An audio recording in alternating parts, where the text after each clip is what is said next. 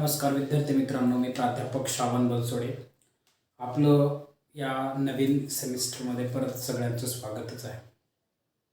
मी तुमच्या ग्रुपवरती आपल्या management अकाउंटचा syllabus टाकला होता, सर्व विषयाचा टाकला आहे सिलेबस. त्याचबरोबर मॅनेजमेंट अकाउंटचा पहिल्या चॅप्टरची थेअरीसुद्धा आपल्या ग्रुपवर टाकून दिली आहे, डिस्कस केली आहे, वाचली असेल तुम्ही कदाचित.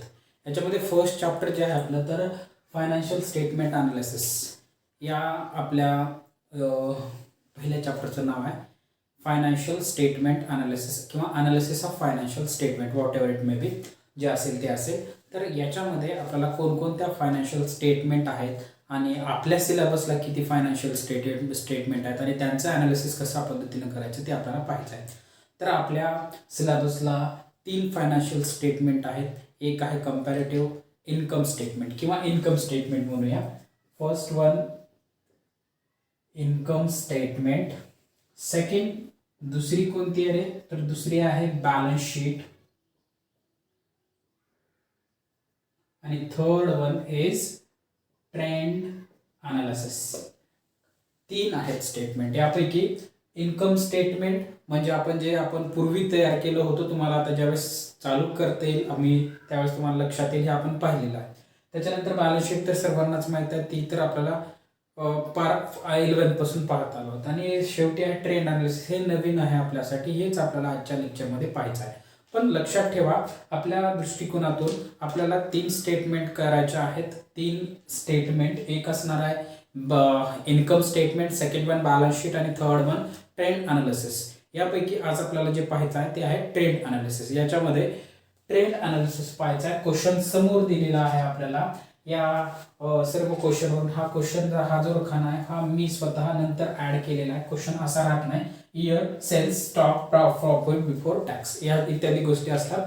सोल्युशन करत असताना असं आपल्याला या पद्धतीने करावं लागतं. त्याला म्हणायचं आहे trend percentage, trend percentage, trend percentage. Okay, काय चालू करायचं आपल्याला? ट्रेंड अनालिसिसचा फर्स्ट क्वेश्चन, पहिला क्वेश्चन आपल्याला या ठिकाणी चालू करायचा आहे. क्वेश्चन जर पाहिला आपण तर क्वेश्चन वर काहीतरी लिहिलं असं, from the following details calculate trend percentage वगैरे वगैरे. ओके, तर याच्यामध्ये year, sale, stock, profit before tax. Year किती आहे? 2015 पासून 5 वर्ष दिले आहेत 19 पर्यंत. देन सेल्सची value in lakhs, rupees in lakhs, लाखामध्ये व्हॅल्यू सांगितलेली आहे 1881 लाख. त्याच्यानंतर हे असं लाखामध्ये व्हॅल्यू दिलेले आहेत. 2015, 16, 17, 18, 19 1881, 2340, 2655, 3021 आणि 3768 आहे सेल्स. स्टॉक सांगितला आहे 709, 781, 816, 944, 1154. त्याचबरोबर प्रॉफिट बिफोर टॅक्स, टॅक्सच्या पूर्वी जो काही प्रॉफिट कमवला आहे तो प्रॉफिट सांगितला आहे 321, 435, 458, 527 आणि 672. हा 5 वर्षाचा डेटा आहे. या वर्षी 2015ला सेल झालं होतं 1881, त्या वर्षाचा स्टॉक होता 709 आणि प्रॉफिट बिफोर टॅक्स झाला होता 321. अनालिसिस करायचे आपल्याला. काय करायचंय तर पाठीमागच्या 5 वर्षामध्ये आपली कंपनी प्रॉफिटमध्ये आहे, त्याचा ट्रेंड पर्सेंटेज वाढतोय, त्याचा ट्रेंड पर्सेंटेज कमी होते इंडिव्हिज्युअल आयटमचा, प्रत्येक आयटमचा, तर तो आपल्याला या ठिकाणी कॅल्क्युलेट करायचा आहे. ओके, तर या ठिकाणी पहिलं लक्षात घ्या, हा 5 वर्षाचा डेटा आहे. 5 वर्षाचा डेटा आपल्याला एकंदरीत अनालिसिस करायचं आहे. तर अनालिसिस करत असताना सगळ्यात सुरुवातीला इथं पहिलं वर्ष आपल्याला जो डेटा दिला आहे त्या डेटा मधलं पहिलं वर्ष काय म्हणायचं, 2015 इज अ बेस इयर. काय आहे? बेस इयर आहे. ठीक आहे, 2015 सगळ्यात सुरुवातीचं. इथं काय काय देण्यात असं 10-15 वर्ष देतील, पहिलं वर्ष बेस इयर आहे असं पकडायचं आणि काय करायचं, कॅल्क्युलेशन करायचं आहे. बेस इयरचं ट्रेंड पर्सेंटेज प्रत्येक गोष्टीचा आपल्याला ऑलवेज 100% घ्यायचं. किती घ्यायचं? 100%. इथं सुद्धा स्टॉकचं सुद्धा बेस इयरचं 100%. त्याच्यानंतर 321चं सुद्धा बेस इयरचं ट्रेंड पर्सेंटेज, याला त्या कॉलमला काय म्हणायचं, ट्रेंड पर्सेंटेज. ही सुद्धा 100 इयर्स, 100 इयर्स आणि 100 इयर्सच घ्यायचे. लक्षात घ्या, बेस इयरचं जे काही ट्रेंड पर्सेंटेज आहे ते आपण 100 असं ट्रीट करणार आहोत आणि पुढे सोल्युशन करणार आहोत. ओके, तर ट्रेंड पर्सेंटेज कॅल्क्युलेट करण्यासाठी आता आपल्याला काय लागणार आहे, कॅल्सी महत्वाचे, कॅल्सी कॅल्क्युलेशन आणि कॅल्क्युलेशनच करायचं आहे आपल्याला. प्रत्येक इंडिव्हिज्युअल इयरचं बेस इयरशी असणारा संबंध म्हणजेच ट्रेंड पर्सेंटेज होय आपल्याला काढायचं आहे. प्रत्येक इंडिव्हिज्युअल 2023चा 2016चा 2015शी असणारा संबंध, 2017चा 2015शी असणारा संबंध, 18चा 1500 तर 19चा 1500 असणारा संबंध यावरून आपल्याला कॅल्क्युलेशन करायचं आहे. तर सगळ्यात अगोदर आपण हे करूया. 2340 हे 2016चा 2015 सेल्सशी संबंध किंवा पर्सेंटेज कितीमध्ये आहे ते कॅल्क्युलेट करूया. कसं करायचं कॅल्क्युलेट, तर इंडिव्हिज्युअली पहिले 1-2 कॅल्क्युलेट करून दाखवतो, देन तुम्ही कॅल्क्युलेट करा. 2340 घ्या divided by base year, year divided by चा फॉर्म्युलाच लक्षात ठेवा, year calculation year divided by base year multiply by 100. बस तुम्हाला ज्या वर्षाचं कॅल्क्युलेशन करायचं आहे त्या वर्षाची अमाऊंट डिवायडेड बाय बेस इयरची अमाऊंट मल्टिप्लाय बाय 100. इयर 2016 घेऊया, अमाऊंट त्याची 2340, बेस इयरची अमाऊंट आहे 1881 मल्टिप्लाय बाय 100 करा, गुणाकारात 100 करा, किती येतं बघा. तर कॅल्क्युलेट करूया. 2340 भागाकारात 1881 मल्टिप्लाय बाय 100 किती आलं, 121.40. मग 121च लिहा, 121% किती आलं, 121. हे पहिलं वर्ष कॅल्क्युलेट केलं. आता दुसरं वर्ष सुद्धा कॅल्क्युलेट करू. 2655 year divided by base year किती आहे, त्याची अमाऊंट 1881 मल्टिप्लाय बाय 100 करा. 2655 भागाकारात 1881 मल्टिप्लाय बाय 100 141 किती आलं, 141 ट्रेंड पर्सेंटेज आला, लिहा 141. आता थर्ड इयर पासून आता मी डायरेक्ट कॅल्सीवरती कॅल्क्युलेट करतो, तुम्हाला सांगतो. घ्या 3021 3021 डिवायडेड बाय 1881 मल्टिप्लाय बाय 100 करा, किती आलं, कॅल्सीमध्ये दिसणार झाले आता, 3021 डिवायडेड बाय 1881 मल्टिप्लाय बाय 100 160.6 म्हणजे 161. 160.6 म्हणजे 5च्या पुढे गेले आपण त्याला 61 करू शकतो.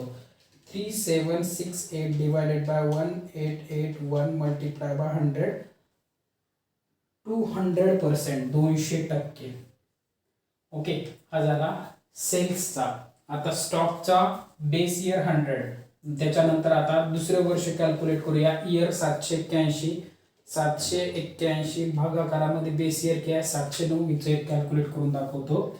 स्टॉकचं इयर दुसरं वर्ष 781 भागाकारामध्ये 709 गुणाकारामध्ये 100 करा कॅल्क्युलेट. भागाकारात 709 गुणाकारात 100